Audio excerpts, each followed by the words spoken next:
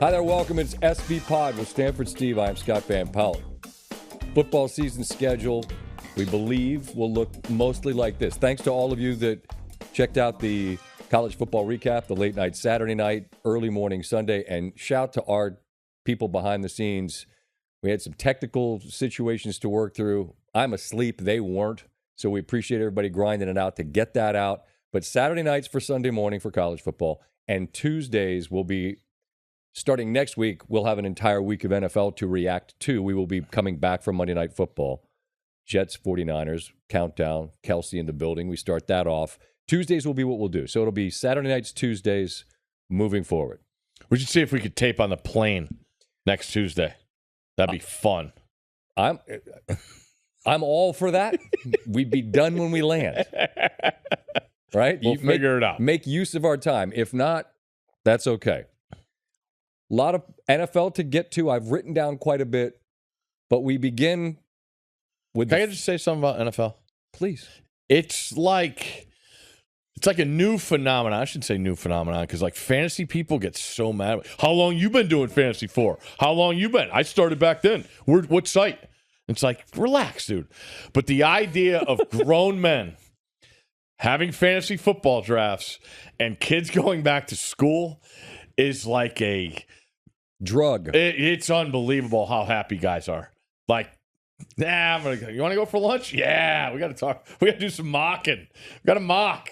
It is a feeling. It's a feeling that I just laugh. And then I also think about, because it's a huge majority to minority now.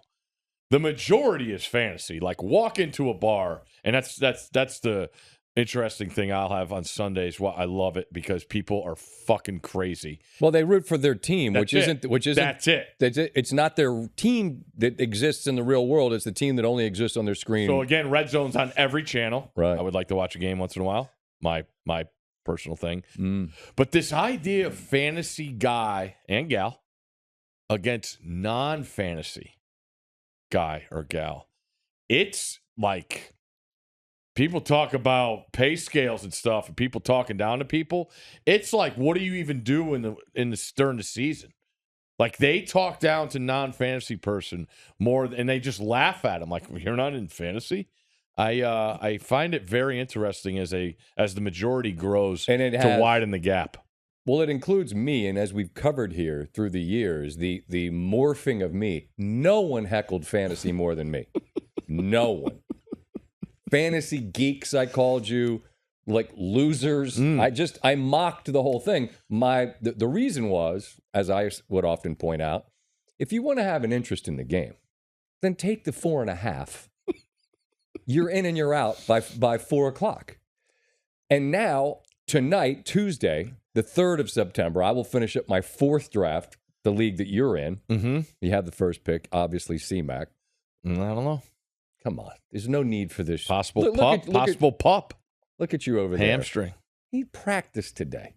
Look at you. Speaking of nerds. It's on the internet. No, I'm full nerd. No, I'm on 4 teams. I thought it was 5. You got rid of one? I'm in 4 teams. All $1 zillion. There's some higher stakes things. Take the 4.5. I got it's over under 4.5 leagues. Right. I've gotten some very bad draft grades. You get the draft grade. All the draft grade means is, did you take who our fantasy experts say you're supposed to take? And as Steve points out, how about we come back at the end of the year when you said, don't take these 10 busts and they turn out to be great players. Shut the fuck up. You don't know any better than anybody else. All us gambling people out there got people keeping our records. Exactly. Let's go back and check the fantasy grades. That'd be fun. 2-4 in winners, not very good. But I just see week 2 ahead. Exactly. We trudge forward. But you know what I'm saying? The whole vibe of everything, right? Everybody's in it. It's nuts. Right before we came on, for some reason, I played a little Ja Rule. We went up, my baby. And that takes me back to a place in time in Vegas. Late nights. Bad decisions were made repeatedly. Everybody's been there. Yeah, but boy, it was so much fun. Did you see? Speaking of Vegas, That's why they're the best. The LSU people? Oh, God. They're just grown men busting out a trumpet horn and just playing neck. And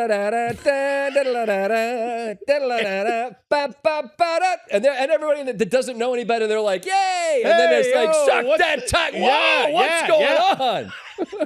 But those people, they could have double-fisted noise all over the place. All they have to hear is that last da, and then they just go into there. Hey. And boy, oh, man. Matt, that had to be a new top-tier, worse airport environment, that red-eye home to New Orleans after that game. All right, so God bless the stewardesses. Going back to when Ja Rule was in every collab, and I would be in McCarran. Some morbidly obese person smoking Newports with an oxygen tank, pulling the handle, and I've said this before, and I'm looking at that guy going, I'd rather be him. I'd rather be him. He didn't sign for any markers. He didn't, maybe hallucinogenics. Who knows? And you look at that guy and you go, yep, like as bad as it is, like at least he's going to be all right. I don't know if I'm going to make it. Those LSU people, and it's a Labor Day, so it's an extra day. But if anybody is built for it, no doubt. Shout to Red Stick. Shout to Lil Velvet. Shout to all our friends down there. Y'all will be all right. Although Coach Kelly was a little pissed off. I don't blame him, man. You gotta keep your poise. Did you ever go in the smoking section with the slot machines at McCarran? No, I don't. I did. Like, see, there's levels to this. Like, I'm not degenerate, yes, but I haven't bet Keno at a High Alive place or at an OTB. You're missing out, dude. All due respect, I'm sure it's magnificent. Didn't go into the smoking section of the.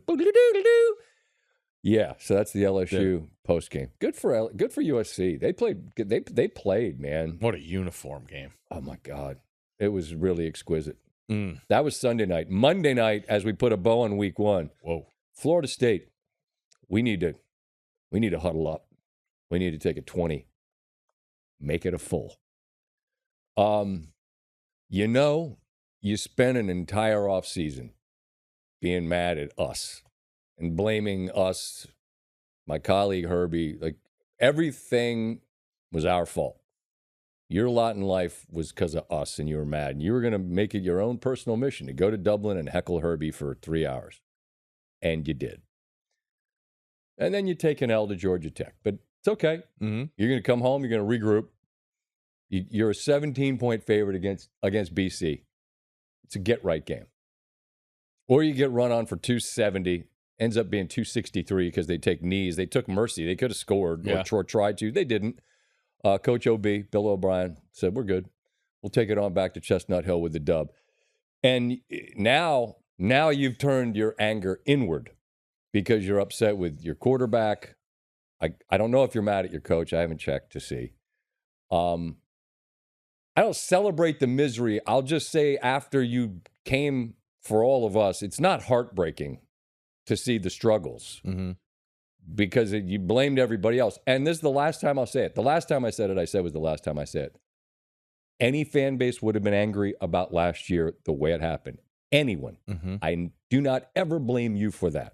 But hanging on to that and being that mad this year, it's this year. So this year you're 0-2, and your schedule, you got Memphis next. Yeah, you got Clemson. You got they played Notre Dame. Yeah, at Notre Dame, right? November, and Miami. Yeah, and then everybody's making fun of the Florida game. Look, there's a bunch of pros in that game, so let's not act like that's some bottom feeder game. It is not. And Florida State's not terrible. They're just right now. They're not cohesive and they're not good. Well, they don't do anything well offensively. That's and the issue. What they have to find a way to do that. And I trust Norvell that he'll do that. So good luck to you. You're 0-2 in the ACC, though. The sell after week one is, hey, you can still find a path to the playoff.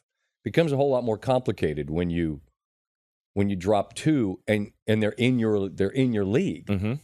But it's, I mean, you said it perfectly. They just don't do anything well. No.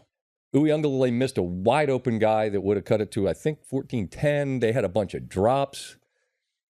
But when a team comes in and just emasculates you by running it down your neck, and your defensive front was lauded, this is a really fascinating case in point of what the modern situation is going to be. Thinking that you can just put it together on the fly. You're going to see it in basketball happen easier because you've only got to get a couple guys to gel. They lost a ton of talent to the NFL. And to just think that it will... This is why people knock Dabo for not messing with the portal at all. There is room between none and too much.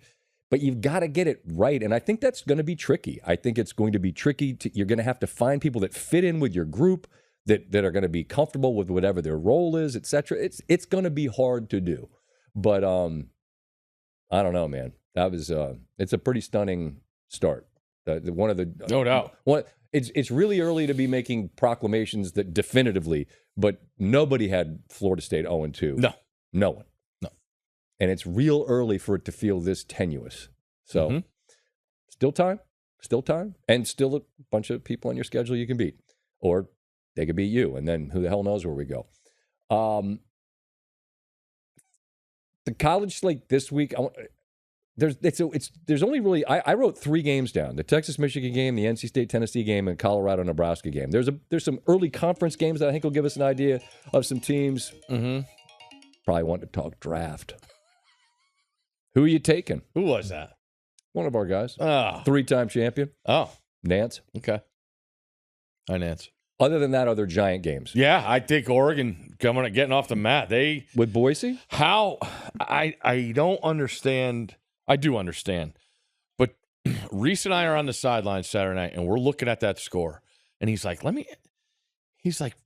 Gabriel has 31 completions. They have 500 yards of offense. How? Their red zone offense was just atrocious.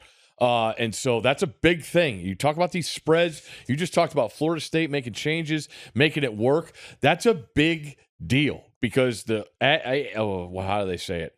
Age-old deal?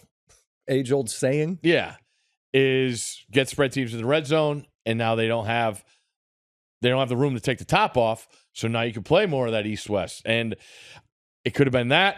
But I look at Oregon and Boise. Boise was everybody's darling to start the year, to be that G5 school that makes it. Knowing they have Janty, the running back, who was unbelievable against Georgia Southern. 267, 6 tutters if you missed it. 6 tuds.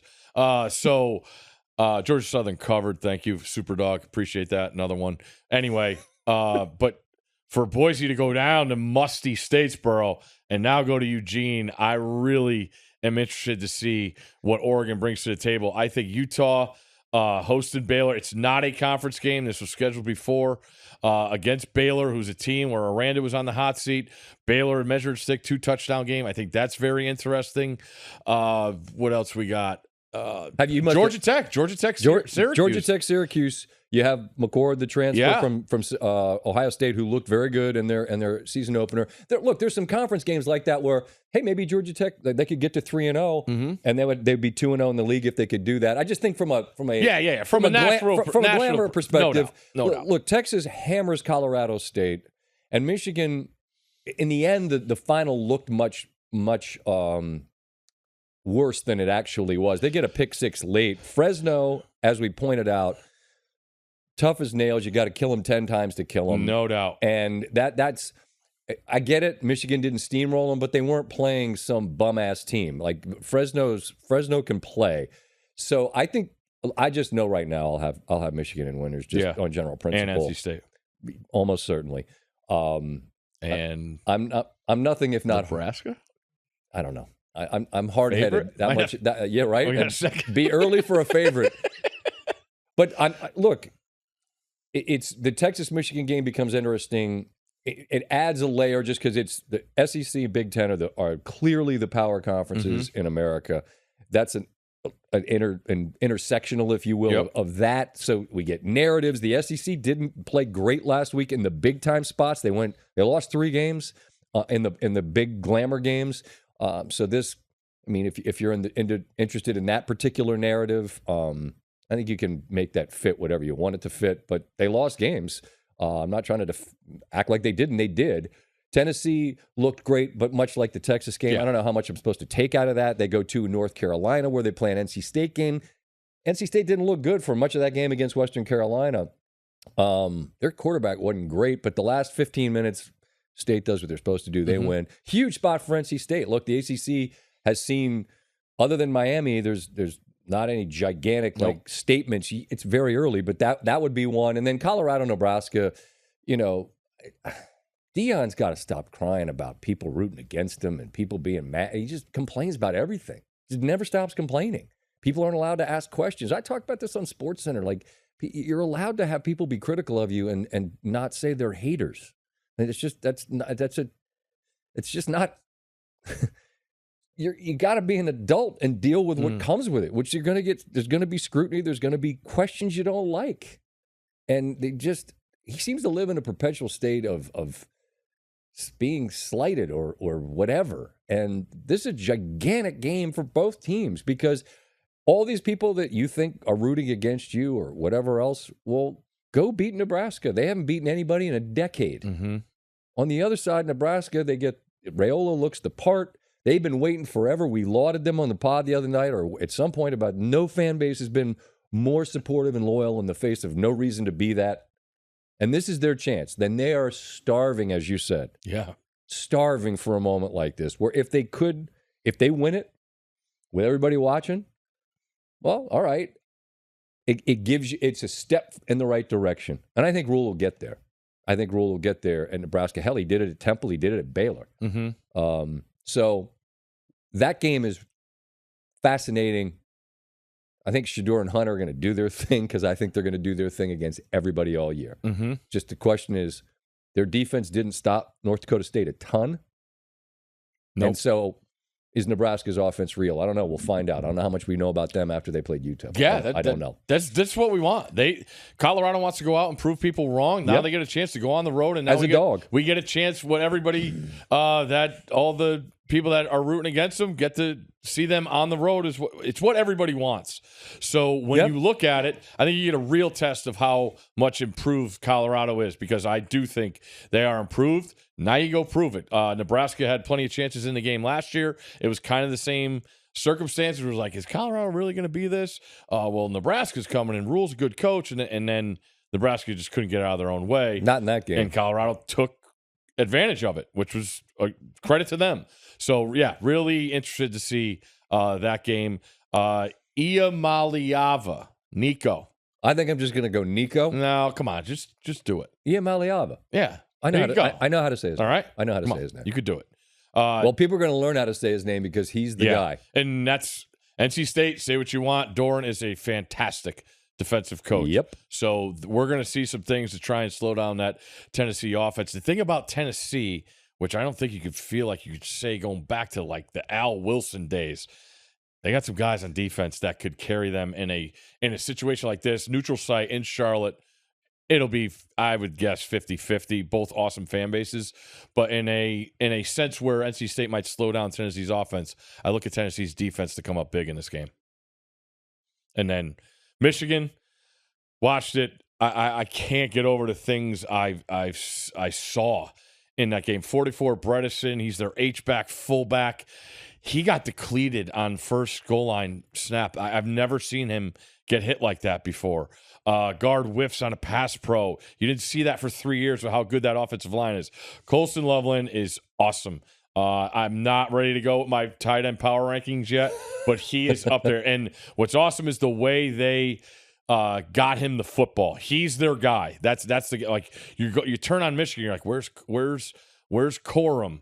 Where are all these guys? They're gone. Yeah. J.J. McCarthy's gone. So I'm really interested to see that. I still believe Michigan will rely on that defense, but the problem with Sark's offense is that he stretches you sideline to sideline and end zone to end zone. So Michigan's going to really see what they have defensively. They got studs at every level, and they always play great team defense.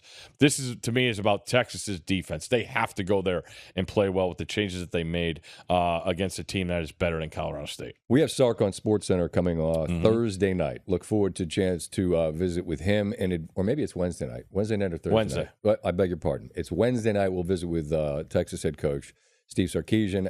They had a shutout over Colorado State, one of the second biggest shutout in 100 years. It'll be a little different as they love what they did in the portal replace. I mean, you want to talk about team speed, their receiver. I mean, in a day and age where they had guys that would run down the field and they would throw it to them, now they got guys all over the field where they catch it and watch out. Texas, Michigan, Tennessee, NC State, Colorado, Nebraska. Put those three Maryland, Michigan State. Conference game. Repping the Dirty Terps today. Come on. Look great on tape.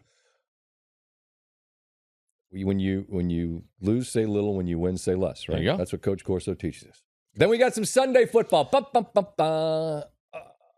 Go ahead. Thursday and Friday football. Understood.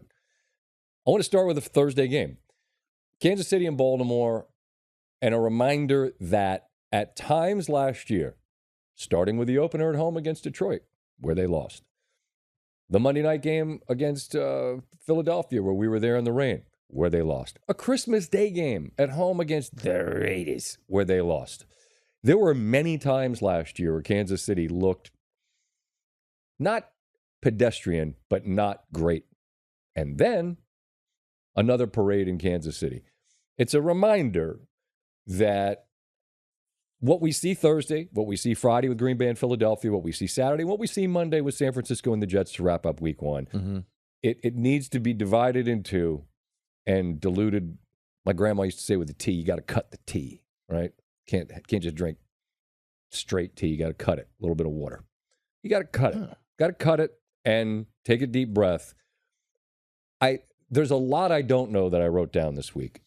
I believe this to the point that I know it. I know Baltimore and Kansas City are good teams. And the results that happened Thursday night are not going to sway me one way or another about what they are.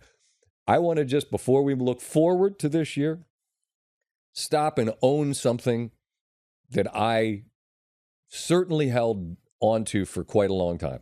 For the longest time, Steve, what did I say about Mahomes? I just want to see him have to go on the road. And I wasn't saying that I didn't think he'd win on the road, but if I'm being honest, I thought he might lose on the road. And I wanted, so much was just being anointed. Oh, he's better than Brady. People don't even acknowledge Montana because they're not old enough to know him. Yeah. He was just put on this shelf. And I'm like, settle down. Like, go on the road. It's part of the process. And at some point, it's not just the Arrowhead Invitational. And they went on the road and played the two teams that I wanted to see them play on the road, Buffalo and Baltimore. Beat them both.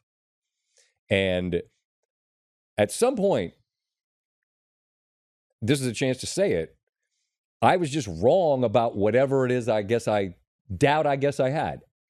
And it's not that I didn't think, and by the way, they ended up, they survived Baltimore largely. They didn't score in the second half because they didn't have to, because their defense was great too. It's just, and I'm sure Patrick Mahomes isn't sitting around waiting for that last little piece of credit as if it matters. But I think I thought that he could be beat on the road in the playoffs. And last year, against the teams I thought could do it, they didn't. I don't think you doubted him. You just wanted to see it. Yeah, but I had the same exact thing with Tom Brady. Will he ever go on the road? Yeah. All those Steelers teams, they never going to win in New England. They never got there.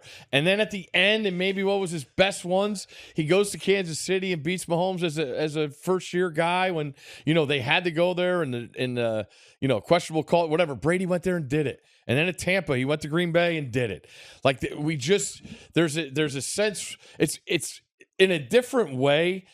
To me, both these teams, the Ravens and the Chiefs, are in the Yankees and Dodgers perspective for me. In what way? I'm not going to overreact to anything I see in the regular season, because all that matters is the playoffs. Yes, got it. And I think Lamar and the Ravens team is even more so now, because you got exactly what you wanted last year. You put together a great regular season. You get the home field.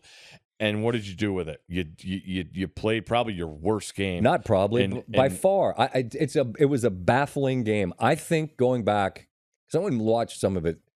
Kansas City went right down the field and scored, and that was a historic defense last year. Baltimore was historic. They went right down the field and scored on them, and I think it spooked Baltimore. I think it just spooked them. I think they weren't ready to see a team come out, be the aggressor, take it to them. They went for it on a fourth down. Kelsey made a big-time catch, and it just set a tone. And then, of course, Flowers has the ball knocked out by Snead. An incredible play on the goal line. Would have been a 3-point game. There's two sides of the football. You know, Mahomes is always going to get all the credit, and he should. But Spagnuolo's defense was spectacular in that game. And so this is a rematch. It'll do nothing to change what happened last year. It's a regular season game. But those are two good teams. Yes. And the result, whatever it is, will be entertaining, but it's not going to be a referendum or anything that changes what I think of either team. Green Bay, Philly, I believe, are two good teams as well. Love got the dough in the offseason. They beat the crap out of Dallas in the playoffs. They had San Francisco on the ropes in a game. San Francisco, Green Bay and Detroit, probably better for bigger chunks of both games, and they ended up winning them both on their home field. I think those are two good teams as well, but I do want to see what's Love's stack on top of last year. You know what I mean? Was that? I mean, he got paid this is going to be the progression. I don't have as much. I haven't seen enough from them to feel the same way as I do about Baltimore and Kansas City, to be sure. Mm-hmm. But I think clearly those are two of the best teams in the NFC. Do you feel the same? Yeah, I'm all eyes on the Eagles for me because of you talked about how it ended, how Love and that team ascended, Phil. I mean, we were there for a couple of them. I mean, good Lord, being in Tampa as just no motivation, just felt like they were going through the motions, and we're sitting there in halftime, third quarter. I'm like, they're going to lose this game. Yep, and it's over. It's over. The run that they had and the hurts, and then Kelsey retires, Fletcher Cox retires, and that's to me the biggest thing about the Eagles. Those are two monsters in your locker room. Monster guys.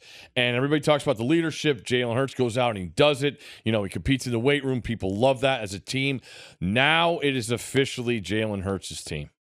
And now we're going to really see what this Eagles team becomes, whether it's positively or negatively, but even more of the onus. And I've said it before, he's probably my favorite athlete, the way he handles himself and he carries himself on and off the field. But now he has to take it to another level as far as the leadership, because you don't have two of your biggest voices, veteran guys on both sides of the ball. And now it's your team. You're the face. You get paid for it. Now let's see it, and I'm really, really interested. It's my number one player that I want to see this year and what happens to him, because he has all the goods, and I thought he did a great job of taking the onus last year. So Jalen Hurts is the guy that I have all eyes on this year. We totally agree, and I think that's so well put about him. I so appreciate. This is what I was talking about with Dion earlier, which is so interesting because this is a guy that's dealt with people coming at him his whole career and shut all of them up. Hall of Famer, one of the greats of all time. So it's like if people are critical, like, who gives a shit? Like, just keep it moving. You're you. And what Hurts has done in Philadelphia, okay? Yeah. Well, they will come after you, all right? I don't want to be an asshole, all right? But not really bad at the end of last year. And what does Hurts do? He's like CEO. He's buttoned up. He'll wear it, eat it, however you want to put it, in such a mature, professional way. I have such an admiration for that.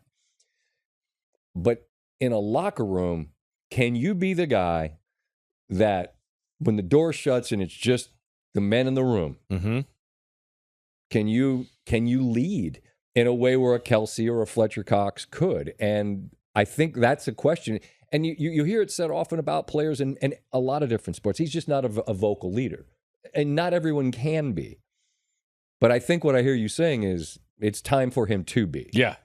Plenty of, you talk about how fast that Eagles train has gone with Sirianni, being in Kansas City, him asking people what's up now, walking out the tunnel in Arrowhead, and not even 2 months later, you're home. Like, that was just... And it kind of just went by the wayside because as you're sitting there like, oh, yeah, they'll figure it out. They went to the Super Bowl last year. Yep. Another loss. Oh, yeah, they'll be all right. Well, we were at the Seattle game. We were there for that for Monday night. And that was one of those. Gino was hurt. Like, Locke comes in and leads them like 90-something yards. And that was one where I never thought Philly was going to lose. Never. until that last drive where you could feel, and what a scene that is in Seattle. The 12, shout to you, man. That was cool to see it live. Moonshine. One of the great barbecue places in America. If you're in Seattle, by all means, head north or west or wherever the hell it is. Edmonds. There you go. You could feel it coming, and then Njigba made a catch, and then it was over. Yeah. And it was one of those deals where when they lost that, that's where I thought, you know what, it may be all unraveling. And again, we were there for that Tampa game, and from the jump, it was just clear. And it's so wild because a couple of years ago, Philly played in Tampa when it was ahead of schedule, and they played Brady, and it was a game where you never expected them to win because they weren't supposed to. They were huge dogs, and they got beat. Mm-hmm. Well, this is one where they were in the Super Bowl a year ago, and people still kind of believe in it. I'm like, I'm not. Mm-hmm. And then the game starts, and you're like, this is why. I remember asking Troy afterwards, I said, you know what's funny about this game is the team that had won 5 of 6 played exactly like a team that won 5 of 6. That was Tampa. And a team who had lost 5 of 6 played exactly like a team who lost 5 of 6. Mm-hmm. And that was Philly.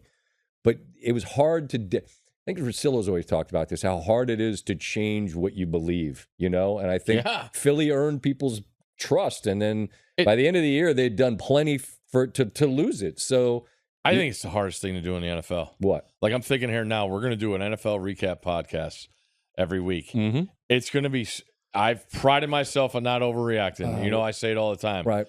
But this league and the way the schedule is, and the way no one does anything, the hardest thing to do. You have absolutely no freaking clue because people don't. Preseason's pointless. No one does anything. So here's what I wrote down. Okay, we're talking about some things that we think we know. Right? I think I know. All right. You think all 4 of those teams are playoffs? I'll say right now, no, simply because there's always something goofy. Only because of this. Something happens every year. There's more turnover in the National Football League in terms of playoff teams than any other sport. So something goofy will happen. Of course, I think they all are, but one of them won't. We don't know why. Is there an injury? Who knows? Pittsburgh, Atlanta is Russell Wilson against Kirk Cousins. And so much of what we see are through the lens of quarterbacks, but is Atlanta going to ascend because they have Cousins? I don't know. He had an Achilles. We just assume we're going to see him on Sunday, and then he's a guy. Maybe. We both sat here and thought Fields would be the guy in Pittsburgh. Yeah. I wonder, I don't know, Wilson's one of the captains. I don't know. I mean, that's a really interesting fit personality-wise. Mike Tomlin and Russell Wilson. Like, they couldn't be more diametrically opposed. Mm-hmm. You know? Like, let's ride and all like that. That was the whole manufacturer. That shit ain't going in Pittsburgh. No. Because the standard is standard means the standard is the standard. Okay, that's real. We didn't just make that up for marketing. That's a really interesting. I'm trying to imagine how that conversation goes, and I'm picturing this. I don't think it's a conversation. Well, the resting scowl on Coach Tomlin's face, looking at a guy like I'm guessing that he just listen. You don't need to come up with any Pittsburgh thing because we won't be doing that. But he's the starter there, and I don't know. Where's the game? I have no idea. Okay. Pittsburgh and Atlanta. I'm guessing. Why would I guess? We can look it up. It'll take 1 second. It's in Atlanta. Okay. I don't know how that impacts anything. Probably better for Cousins. Now you don't want to have Renegade playing and all those people downtown going nuts. But I don't have one friggin' idea what either one of those guys is going to be. I don't know. Don't know. They both got weapons. I like Atlanta's better than Pittsburgh's. Okay. All right. London, Pitts, Bijan. That's a nice little trio. Najee bounce back year this year. I'm rooting for him.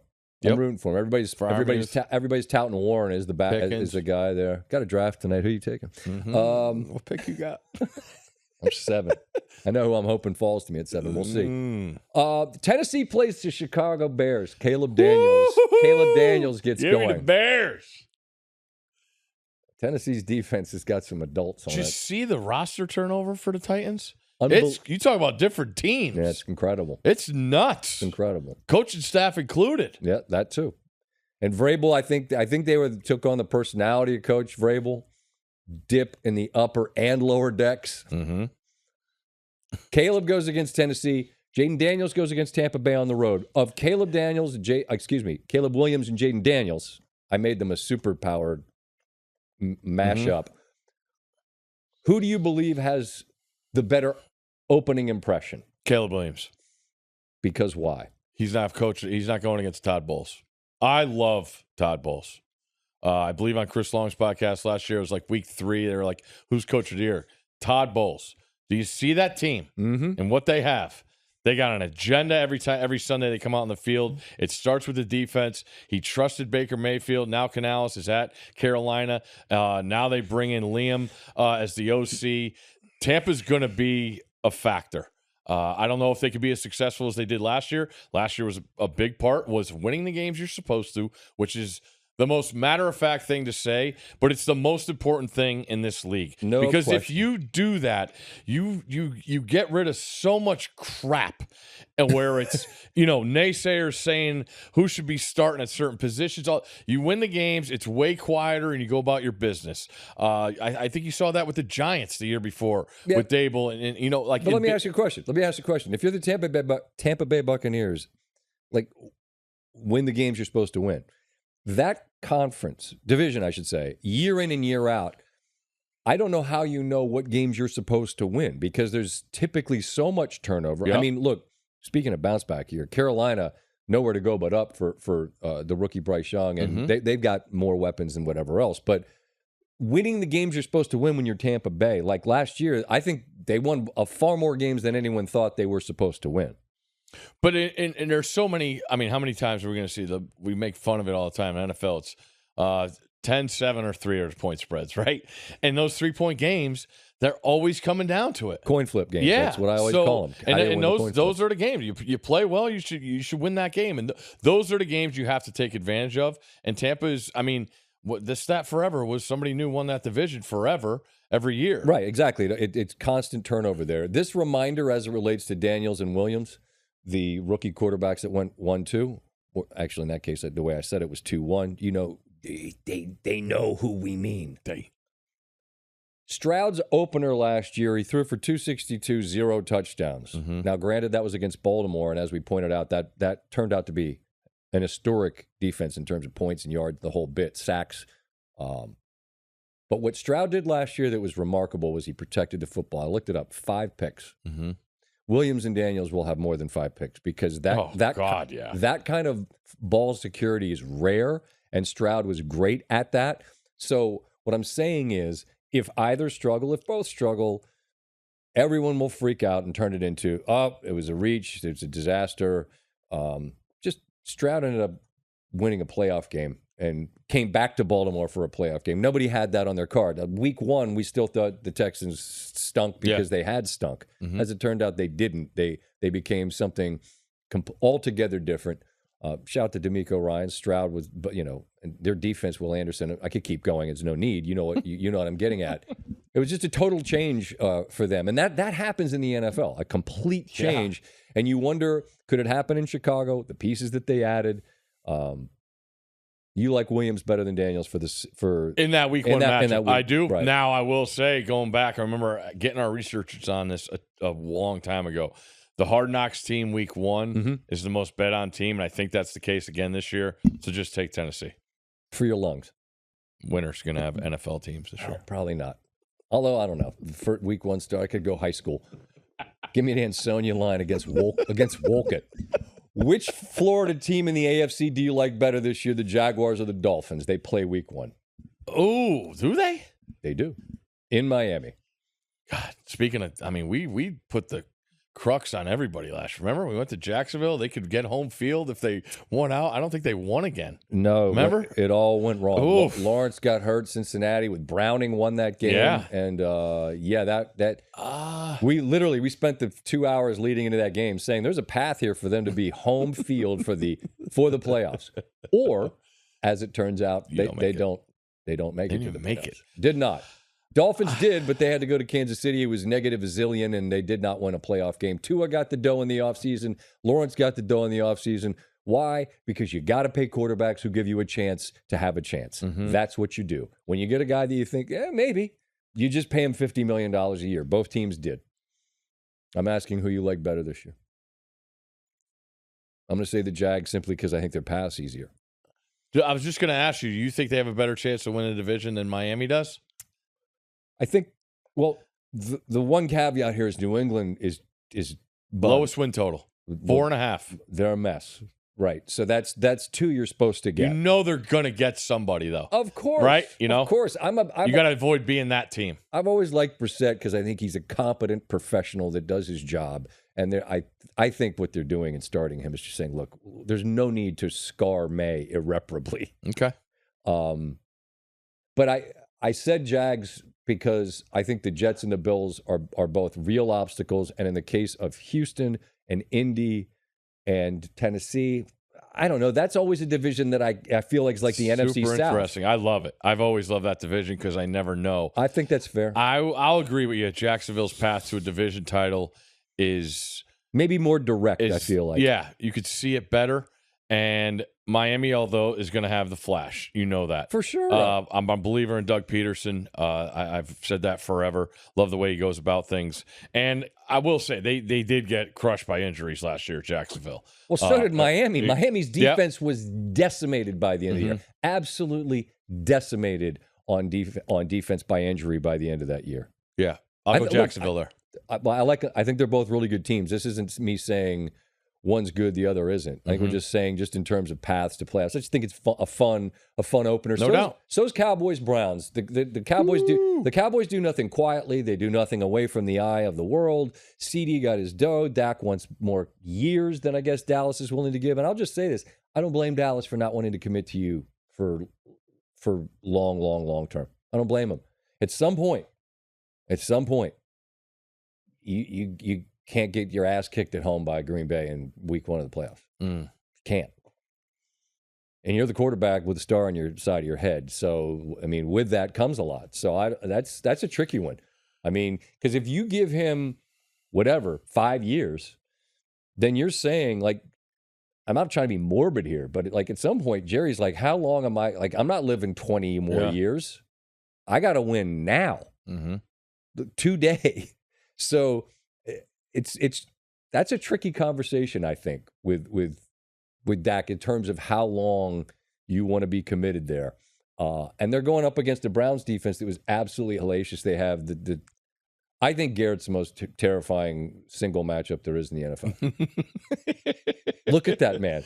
He's a freakazoid. He truly is. But so that's just an interesting one. I mean, everybody will be talking about it from the Brady perspective. He'll be in the booth. Oh, that's right. He and Burkhardt's tremendous. Tom Brady's back. There he is. He's in the booth. I think Cleveland's the biggest wild card in the whole NFL. Because I have no idea if their quarterback can do it. Is that it? Yeah. I mean, it gets. I know their coach could do it. Yep. I know their offensive line could do it. And they got weapons at every position. I have no idea what their defense is fantastic. Yes. Their quarterback is a gigantic question mark. Man. They might be the biggest wildcard team in the NFL. That's what I said. That's what they are. Excuse me. I just repeated what the big man said. Flacco plays for Indianapolis now. I'm not going to turn that into a thing. Like, I think Herbie was just thinking out loud because, like, it's not unfair to say, look, Richardson just hasn't played a ton here. But let's not lose that guy got them to the playoffs. Yep. Not by himself, but he was out there spinning it, man, late season. Who's the backup there? Jameis is the number 2 in Cleveland. Cleveland, yeah. Okay. I don't know. I have no idea what to think about him. Deshaun Watson. None. Other than that he got... Do you have a better idea about Deshaun Watson than you do Anthony Richardson? No. I just... You know how it is. Whispers. A lot of whispers. Who'd you talk to today? I don't know if Watson can do it anymore. His money's guaranteed. Like, what difference does it make? I don't know. Richardson's played like how many games in 4 in the NFL, and he started. Factor in college. I agree. You know, it's not an entire NFL season's worth of games in the last 2 years. I get what you're getting at. I'm just saying, in Watson's case, look, the last time the dude played, his shoulder was broken. He's playing against Baltimore. His defense was an absolute wrecking ball, and they came back and won and erased a double-digit deficit in the fourth quarter. So It's not a heart question. It's not a do I want to do it question. I mean, is the effort there or the want to there? I just think is he physically capable of doing it? I don't know. Like they said, his arm hurt throughout. Could have just been he wants to rest the same way all these other guys don't do anything in preseason. And then all of a sudden it's in advance of week 1. They're like, oh, no, he's good. He's going to play week 1. The divisions align really, really interesting. Well, that's the most interesting division in football, right? Which one? AFC North. It's the best. Okay. It is the most interesting. But like in a mini version, you have the same intricacies, I believe. The Ravens are the top dog, right? The Steelers, new face, not sure. Bengals, healthy. They might be better than all of them. Cleveland, no idea quarterback. If he's good, he'll be the wild card. You go to the AFC South. You know, you got Stroud, who's got all the hype in the world. You have Jacksonville, who was the team that was the best team the half the year. They get hurt, a la Cincinnati.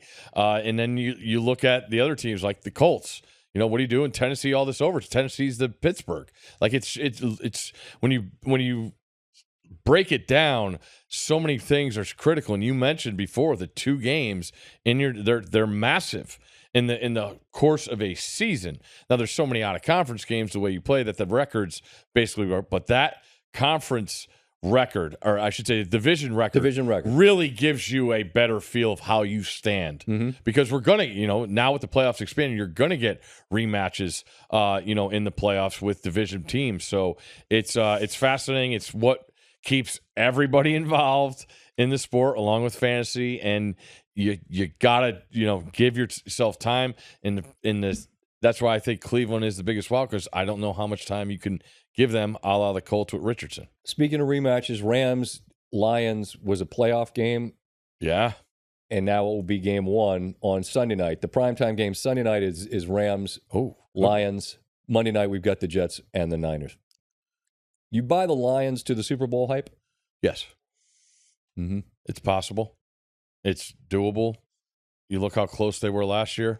They have a belief in the locker room, which I think worked out perfectly, where it was everybody reneged on the head coach. The former team gave up on the quarterback, an unproven wide receiver who keeps tabs on all the wide receivers taken ahead of him, a great offensive line, and then a defense where they have drafted really, really well and pieced in. And the other thing that we never saw in my lifetime that we got to see firsthand last year is the Lions with a home field advantage. And it was awesome to see those people in that environment on a Monday night. And that's just something I never had. So with all that, yeah, for sure, they're a formidable. I agree. I just think it's interesting when you go. They went 2 years ago. They didn't make the playoffs, but they beat Aaron Rodgers in Lambeau, and that was really. I thought it's a big deal. It was a big deal because it spoke to every cliche that is actually real. They demonstrated it, right? It was a group of men that took on the identity of their coach and were like, you know what? All right, so Seattle's going to go, so we don't get to go. Well, guess what, Green Bay? F you. We're going to come in and we're going to beat you. Doesn't mean anything. Well, it means something to us. And then they carry that. You talk about fake momentum in college football. That was real momentum, and they brought it to last year. And it was real because they played it perfectly because they knew, the playoff that earlier that day was set. But also, too, it was perfect because they knew everyone was going to talk about the Packers losing. And in that, they found themselves and said, we got something to build. Whereas everybody's going to be talking about them, that's good. We're going to be over here. But now you got a little more shine on you. Then that's exactly what that's the thing. How do you handle that piece of it? Because you said all your life, and I mean, they've been in the playoffs, some of mine, because I'm older. I mean, 92, when they beat the Cowboys, that was awesome with Barry. They had one playoff win in basically 60 years. One. And so now you go from upstart, their coach is nuts. Favored to win the division. There you go. That's a different deal. And Green Bay becomes something different with Love, and they win a playoff game. Now Chicago, where are they? Minnesota's, I mean, we'll see. I mean, I think they're a wild card as well, although I know their coach like Sam Darnold, but I mean, they're clearly supposed to be last in that division. Correct. But Detroit has gone from bottom feeder punchline to expected to win the division, on the short list of teams that people think can make it to the Super Bowl. That's a very different reality to handle and manage. I think if any coach is going to keep guys eyes on the prize, feet on the ground, and brains from floating away like up, it's Campbell. He's just not going to have it. Like, he's not going to be different, so why should they? Mm-hmm. I just think that's the fun part to watch. And the Rams, I love Stafford. Always have. I love the Rams. I love everything about them. Hope they wear the right uniforms. White jersey, gold pants. Simple. And this blue stuff. Simple. We didn't even talk about the 49ers. That's the last game on the card. Jets Niners. Big time. Are you ready? I'm excited. Look, I'm excited just to do our show again. Last year it came together so late. It was doing it on the fly, hopefully with a little bit of a better understanding from my perspective. And obviously we have Jason Kelsey joining our crew. It's a blast no matter what. I mean, we talked a little bit about it. There's just game day is massive. Mm-hmm. You do both. Monday Night Football is Monday Night Football. Like, it's a big deal. Mm-hmm. And it feels like a big deal. Yeah. And we're there to set the table, and then we're there to do SportsCenter when it's done. I mean, it's interesting because, like, 10 years of doing SportsCenter, it's a blast. Nights like Monday night when you come on after a surprising upset and you get some context, talk to Bill O'Brien, and, hey, he's excited. Talk to Louis Riddick, what's going on? Those nights are great. But it's just, it's a different level of the gig when you're doing Monday Night Football with Countdown and then the post game of Countdown. Those are the 18 biggest games that we have as a network for the season, and it's an honor to be part of that night. I mean, it goes back to Cosell and Dandy Don, and I mean, it's the longest running music, man. Well, of course, come on. It's the longest running. I remember when Tirico got the job. I remember sending him a text the first night he did Monday Night Football. I said, "Hey, man, when you hear that music at 9 o'clock, that's the games you start at 9 o'clock. Yeah. When you hear that music in your ear at 9 o'clock, and it's Monday Night Football music, I'm like, and you're the first guy to talk. Like, just remind yourself, like, I'm the dude doing Monday Night Football. Well, I'm not doing Monday Night Football, but we're there for part of it. So am I excited? Yeah, and it's cool to be able to say that out loud because I am, and it's truly an honor to do it. The game itself is, I mean, I hate to overuse fascinating, but my God, we were in New York last year. It's 9/11. Aaron Rodgers is coming out of the tunnel, and then it's over. And they won that game, which we somehow gets glossed over. Punt return. Correct. But now we find out, like, are they that? I'm seeing all the people picking, and I hate doing it because I feel like it's pointless, but everyone just sort of does it. I see a lot of people saying the Jets could go to the Super Bowl, and their defense is absolutely insane. And if Rodgers is some version of the Rodgers he's been with a healthy Breece Hall and Garrett Wilson, and they've add Williams, if he can stay healthy at wide receiver, that's a guy that can take the top off the defense too. Sure, I mean, they could be great.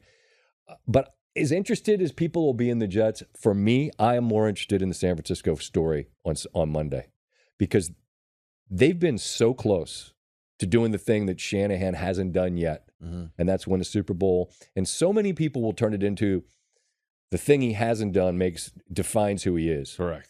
Well, I know something we're going to talk about on Monday with Kelsey. There's a guy named Andy Reid that was in Philadelphia, and people talked about what he couldn't do. Well, how many has he got now? Now, you could say Mahomes. Sure. Well, Belichick's got a boat named Seven Rings, and Brady had a lot to do with it, too. So you can miss me with that. My point is, I think Shanahan's an excellent coach. They got the Ayuk situation sorted out. They got Debo done before that. Williams is going to be there now, too. And he's maybe more important than anything. No doubt. Best left tackle in the game. Wait till you see him. He's such an enormous human. But the San Francisco lens is one of what they haven't done. They're an half inch away from winning not one but two against the Chiefs. And then everything everyone says about Mahomes is a little bit different because he's gotten there, but he hasn't won. Instead, he won them both. So I mean, both against the Niners. Obviously, he's won one with Philly in the middle. I want to see, is San Francisco going to be the bully on the block in the NFC again?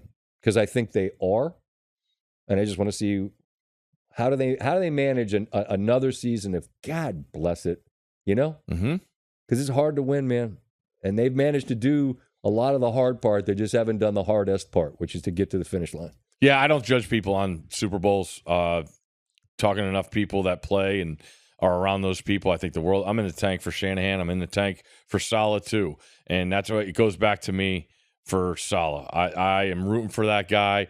I understand. He's a first-time head coach. It was a freaking disaster what has happened since he's been the head coach. And I mean, just look at what has happened and tell me what guy is going to handle that great. I think about the pressers every week. It's the New York media, and they're like, hey, what do you think about Zach Wilson? And I'm looking at Saleh, and he's staring into the camera, and in his soul he wants to go, what the fuck am I supposed to do? Yeah. We don't have a quarterback, man. I'm sorry. Yeah. Like, we're trying our best. And that's back to it. The team still competed. Every single person you talk to that has experience in this league talks about him as a defensive coach and their personnel on the defensive side. So to me, I just want to see it, but I believe in that unit.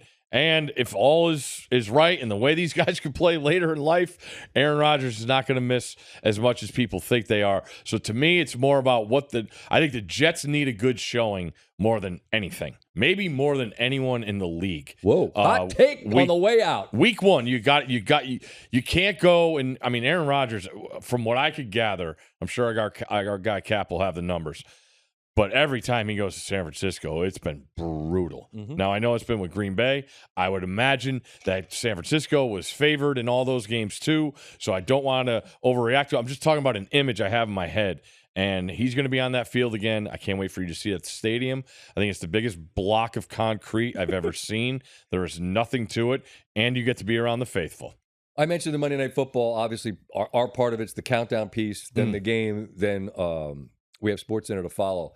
ManningCast as well, back this year. That's they're taking over the world. Like Peyton is running shit, everywhere, which is awesome. We're proud to be part of under the umbrella. But apparently, I don't know, is it like Guys and Dolls? Is it Bye Bye Birdie? I understand there's a musical. I don't want to hear them sing, but you're about to. From one big thing to one potentially very bad idea. Peyton and Eli Manning are gambling their reputations on a Broadway musical. Our playing days are over, Pate. Now what do we do? Not a standard broadcast. We'll do a ManningCast. Something good that will last. Or just a ManningCast. Top of the ratings and facts. We still talking ManningCast? This is our dream. Please shut your mouths and let us coach our team. The zips, you know what it is. Zip, zip, zip, then handle your biz. Quote the zip, it's the Manning boys drip. Zip on it, now watch me crip.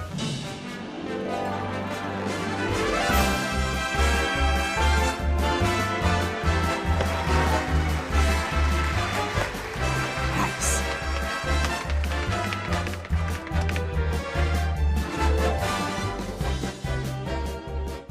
They're going to win a Tony.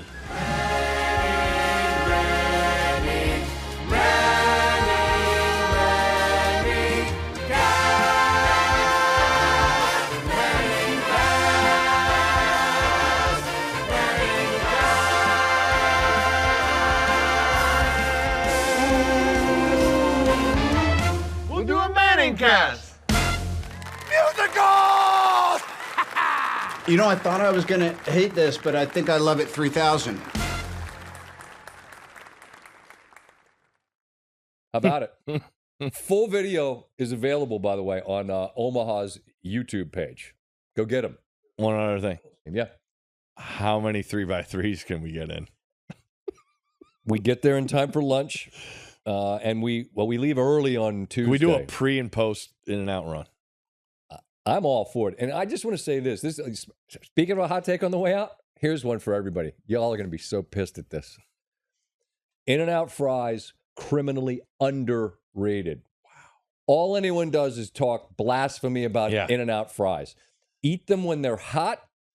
Here's the trick. Here's the cheat code. Dump them in the bag, pour some salt in there, shake it around, eat them hot. When they get cold, they're not great. That means first. Yeah. Now, I get it. You're the double-double staring you in the face, maybe a 3x3. You want to eat that first. That'll hold better than the fries will. But if you eat the fries first, and people talk about, the fries, it's a potato. Yeah. They make it in front of you. And I say make it. All Fresh. they do is they smash a potato, they fry it, put some salt on it immediately, and eat them. Underrated. 3x3, no lettuce, doesn't slide off. Thank me later. All right, so I'm starving. I know. Well, it's only Tuesday. I'm going to count how many bites for you too. If it's a double-double, I can put it away quickly. 4.5. It's such a disgusting thing to see, but it tastes so good. All right. We got a hard out here. My man's got school, got to pick up some. Oh, yeah. Your kids don't go to school. So that's a nice gig for them. We're going tomorrow. And let me tell you, it's time for the kids to go learn something. Just so people can stop screaming in our house. Seriously. I hear people in the basement like, I just pray to God I don't hear it go from the screaming that I think is fun to someone's gravely wounded. Because that's when silence happens. Well, the silence is followed by the scream. And then what do we do? I was in the middle of a draft and I heard it. And I'm like, well. I'm not getting up. And, all right. I'm drafted. I'm going to admit something. At first, I didn't because I needed to keep tabs on who was going. And then I'm like, Jesus, Scott, your child's hurt. What difference does it make if you get if you get George Pickens or the next guy? But I literally sat there and I'm I'm listening to hear is he hyperventilating, crying, or is he fake crying? And then I'm like, oh shit, that guy, he's hurt. And I go down, he's laid out on the ground. And I'm like, just take a deep breath. And he's like, I can't. And I'm like, Jesus, I'm failing as a dad. My kid's laying on the ground. But I'm just waiting to hear, you are on the clock. You'll be okay. You're going to be all right. I swear to God. I got to get Pickens. Son of a bitch. Somebody took him in front of me. All right, everybody. Have a great week. That's SVPod.